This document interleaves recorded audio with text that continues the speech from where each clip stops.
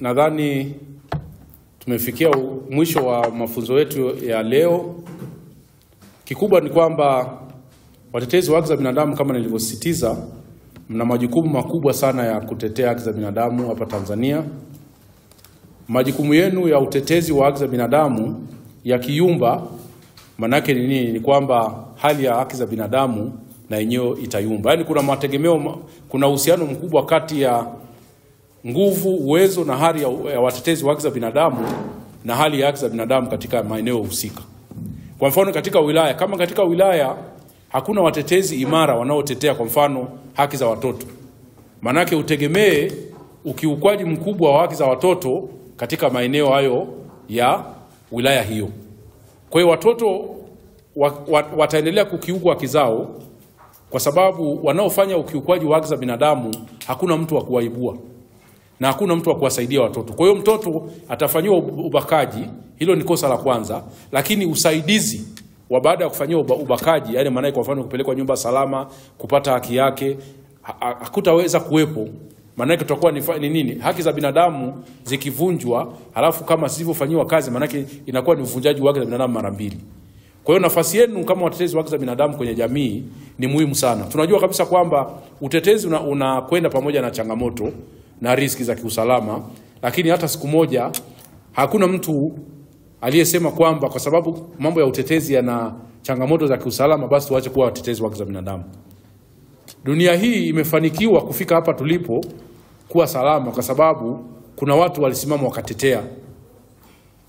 Kabla ya vita vya pili vya dunia kulikuwa kuna ukiukwaji mkubwa sana wa haki za binadamu, lakini watu walisimama wakatetea. Wakoloni walitunyanyasa sana kwenye nchi zetu, lakini watu walisimama, kina Mwalimu Nyerere wakasimama wakatetea haki zetu za kisiasa na kujitawala, tukapata uhuru.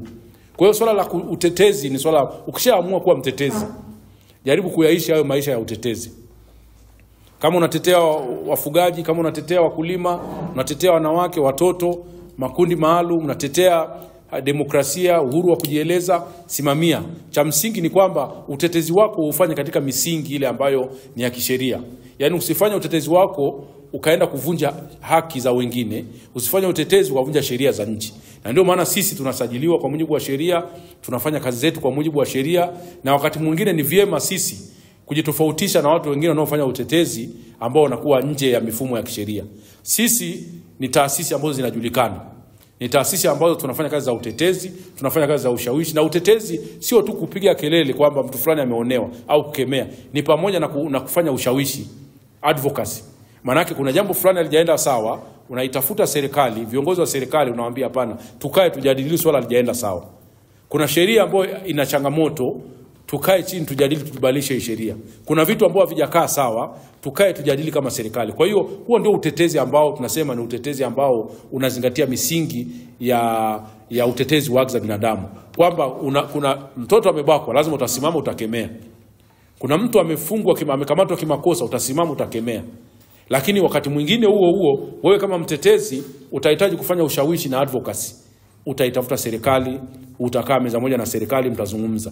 Kwa hiyo sisi lugha zetu na matendo yetu wakati wa utetezi yanapaswa yatufanye tuendelee kufanya kazi ya utetezi katika mazingira salama. Yanapaswa yatufanye watu tunao wataka kuwabadilisha tabia ili wawe wazuri, waone kwamba ni watu ambao tunaweza tukakaa nao meza moja. Hilo jambo la msingi. Kwa hiyo utetezi sio vita. Na utetezi sio kosa la jinai. Kwa hiyo tusiogope kufanya utetezi. Cha msingi unatumia mbinu zipi? Unatumia taratibu zipi? Kwa sababu wapo baadhi ya watetezi wanajikuta wakati mwingine mbinu na taratibu na lugha wanazozitumia zinaweza zikawapelekea wao kuingia kwenye changamoto nyingi zaidi. Kwa hiyo watetezi ambao ni wanachama wa mtandao wa utetezi wa haki za binadamu, endelea kutetea haki za binadamu kwa misingi ya utetezi wa haki za binadamu. Na mimi naamini hakuna mtu atakaye kusumbua kama unafanya kazi kwa misingi ya utetezi ambayo ni misingi ambayo ipo. Sisi ni watu ambao ni taasisi za kitaifa, ni taasisi zimesajiliwa na sheria za nchi, tunatambuliwa hapa Tanzania, tupo tunafanya kazi ambayo kimsingi ilikuwa ni kazi ya serikali. Kutetea haki za binadamu ni kazi ya serikali kwa mujibu wa katiba, lakini sisi tumekuwa ni wasaidizi wa kufanya hiyo kazi. Usalama wa mtoto ni kazi ya serikali, usalama wangu mimi ni kazi ya serikali. Usalama na haki za kila mtu, kupata maji, afya, nini, msaada wa kisheria ni majukumu ya serikali. lakini sisi tumekuwa tukisaidia. Sasa msiogope kufanya majukumu ya kwenu kwa sababu mnaisaidia serikali kufanya majukumu yenu. Kwa hiyo nataka nisisitize tu kwamba nyinyi kama watetezi wa haki za binadamu muendelee kufanya kazi zenu salama kwa uhuru kabisa, na pale mtakapokuwa mnapata changamoto tuendelee kuwasiliana, lakini mtumie sasa mbinu za kisasa za utetezi, mitandao, masuala ya kidijitali, akili mnembo, artificial intelligence, tutumie lakini kwa umakini, kwamba utetezi wa sasa hivi unatakiwa pia uendane na dunia sasa hivi ilivyo. Tusifanye kazi za utetezi kama tuko miaka 30-50 iliyopita. Sasa hivi mambo yetu mengi yamerahisishwa kwa mujibu wa kidijitali. Tufanye kazi za utetezi, tutoe taarifa zetu, tuwasiliane na taasisi za ndani na za nje za haki za binadamu, kwa sababu huo ndio msingi wa kuwa mtetezi bora na imara. Usijione kwamba wewe ni mnyonge kwa sababu uko kijijini kule unafanya utetezi. Tunajua kabisa kwamba kuna changamoto za rasilimali, hakuna fedha za utetezi, lakini utetezi wakati mwingine sio lazima uwe na hela. Nia yako na commitment yako ya kufanya utetezi ndio itakufanya upate watu wengine wa kuweza kushika mkono. Kwa hiyo popote pale ulipo, nyinyi ambao mnafanya kazi mashinani huko, muendelee kufanya kazi za jamii, lakini katika mazingira ambayo ni ya ubunifu zaidi.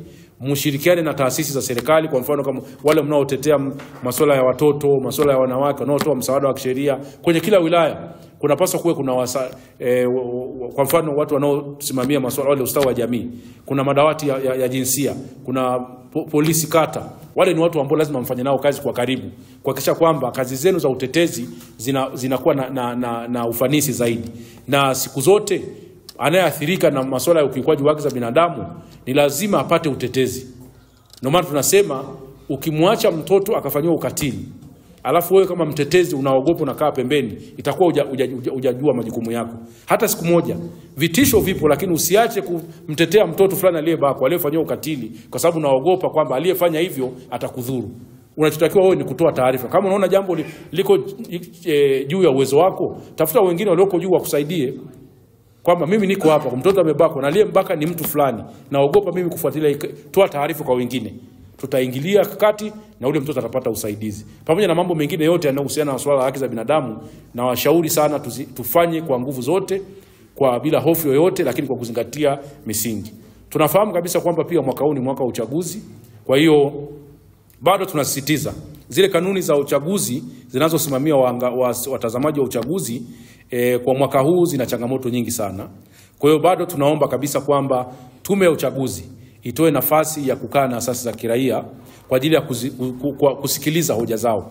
Na bahati nzuri sisi tumeshapeleka yale uchambuzi tuliofanya na mapendekezo kwa tume. Kwa hiyo ni jukumu lenu nyinyi kama asasi za kiraia, watetezi wa haki za binadamu, hasa wale ambao mnataka kwenda kuomba vibali vya kuwa waangalizi au watazamaji, ni muhimu sana mkafanya jitihada za kutosha kutafuta tume kuzungumza nao kabla ya kwenda kwenye hilo zoezi, ili walau some of the issues ambazo tumeziona kwamba zina changamoto ziweze kufanyiwa kazi. Kwa hiyo mimi niwatakie kila laheri. Najua kwamba mnakwenda kwenye michakato mbalimbali, mshiriki vizuri kwenye masuala ya uchaguzi, kuangalia, kufuatilia, lakini wakati huo kama kuna kanuni zina changamoto na kazi zenu, msisite kuzizungumzia, msisite kuitafuta tume. Iko kwa ajili ya nyinyi kwa mujibu wa katiba na sheria ya tume iliyoanzisha tume.